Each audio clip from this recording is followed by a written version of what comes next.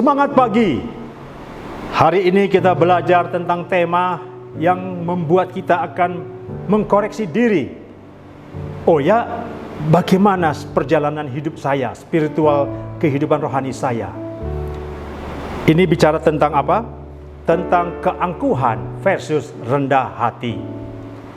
Bapak Ibu, kita ambil di kitab Amsal 11 ayat 2. Demikian firman Tuhan. Jikalau keangkuhan tiba, tiba juga cemooh. Tetapi hikmat ada pada orang yang rendah hati. Bapak Ibu yang terkasih, di Yeremia 17 ayat 9, firman Tuhan berkata, betapa liciknya hati, lebih licik daripada segala sesuatu. Hatinya sudah membatu, siapakah yang dapat mengetahuinya? Hati manusia sangat licik.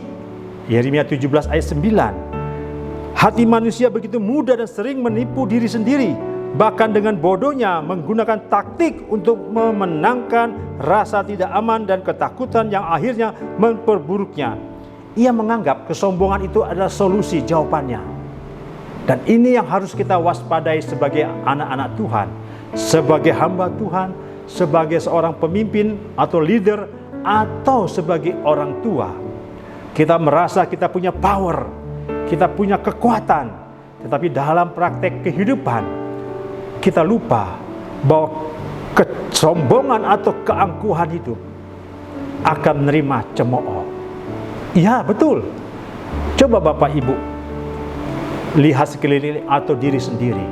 Bagaimana respon orang-orang sekitar Bapak Ibu, saudara yang terkasih, di dalam kita melakukan tugas kita, baik sebagai hamba Tuhan, sebagai pendeta, sebagai anak Tuhan, sebagai seorang pekerja, dimanapun Tuhan tempatkan.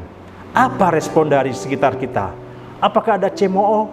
Atau ada bilang begini, ya Pak Edi sih orangnya baik, tapi,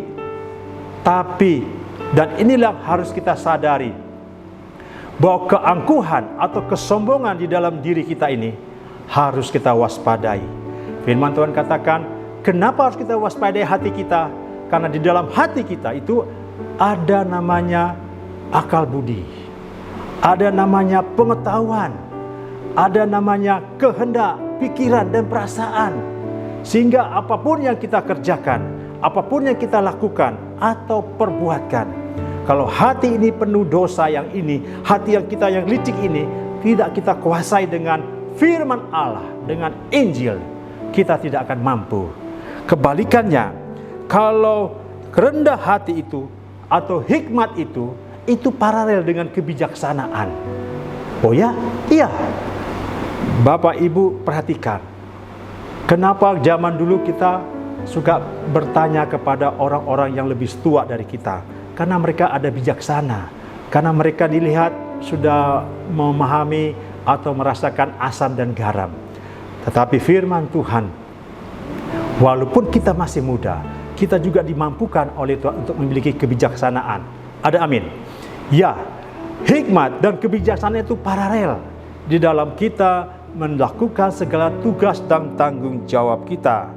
Oleh sebab itu, kita harus mengakui setiap saat, setiap waktu, apakah ada keangkuhan atau kesombongan dalam kita menjalankan hidup kita ini.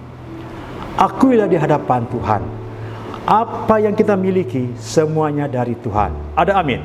Ya, semuanya datangnya dari Tuhan. Iman kita pun pemberian dari Tuhan. Apapun yang kita kerjakan semua dari Tuhan. Jadi jangan kita merasa itu semua dari saya, usaha saya. No, ini semua karena kasih karunia Tuhan. Maka kita akan mendapatkan hikmat dan kebijaksanaan di dalam kita menjalankan kehidupan ini. Kesombongan atau keangkuhan mendatangkan kehancuran. Hikmat ada pada orang yang rendah hati. Kiranya renungan kita pada hari ini akan mengingatkan kita, mengajarkan kita kembali bahwa hidup ini karena semata-mata kasih karunia, dan kembalikan itu semua untuk kemuliaan Tuhan. Amin.